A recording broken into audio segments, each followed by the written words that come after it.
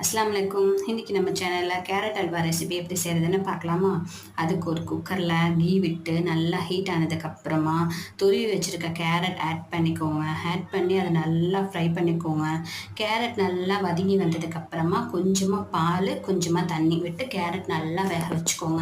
அந்த கேப்பில் இன்னொரு குட்டி கடாயில் கீ விட்டு நட்ஸ் எல்லாம் போட்டு நல்லா வறுத்து எடுத்து வச்சுக்கோங்க. நான் வந்து பாதாம், முந்திரி, கிஸ்மிஸ் 3 வறுத்து எடுத்து வச்சுருக்கேன். நெக்ஸ்ட்டு கேரட்டில் மில்க் ஆட் பண்ணிவிட்டு நல்லா கலந்து விடுங்க.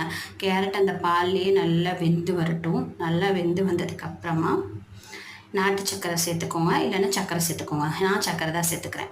சர்க்கரை சேர்த்து நல்லா மிக்ஸ் பண்ணதுக்கப்புறமா நெய்யில் வறுத்து வச்சுருக்கிற நட்ஸே ஆட் பண்ணிவிட்டு நல்லா கலந்து விட்டு சர்வ் பண்ணுங்கள். அவ்வளோதான், டேஸ்டியான கேரட் அல்வா ரெடி ஆயிடுச்சு.